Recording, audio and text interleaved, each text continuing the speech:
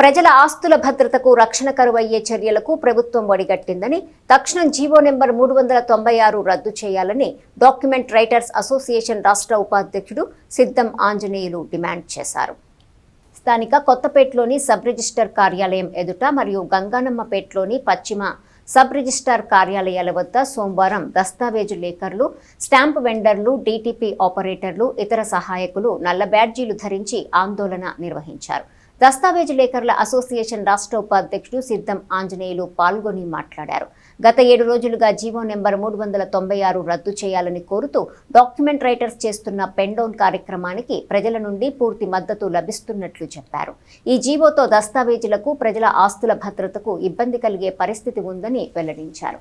July 31వ తేదీ వరకు రాష్ట్ర వ్యాప్తంగా పెండౌన్ నిర్వహిస్తున్నట్లు చెప్పారు. తక్షణం జీవో నెంబర్ 396 విరమించుకొని పాత విధానాన్ని కొనసాగించాలని డిమాండ్ చేశారు.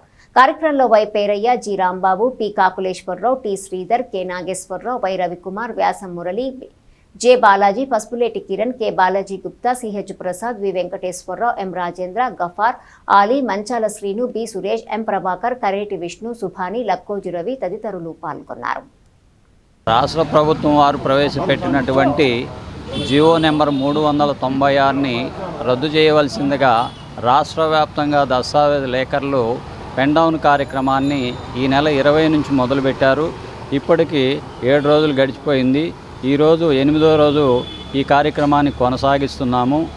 కానీ దస్తావేజు లేఖర్ల జీవనోపాధికి ఇబ్బంది లేకుండా దస్తావేజుల అంటే కక్షిదారుల యొక్క ఆస్తులకు భద్రత కల్పించే విధంగా ప్రభుత్వం నిర్ణయం తీసుకొని మాకు న్యాయం చేకూర్చాలని కోరుకుంటున్నాం.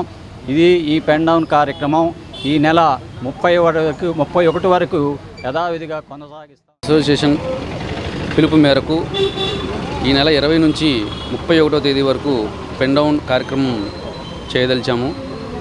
పెండౌన్ కార్యక్రమంలో భాగంగా ఈరోజు 8వ రోజు. అట్లాగే ప్రజల నుంచి కూడా మాకు మద్దతు రావాలని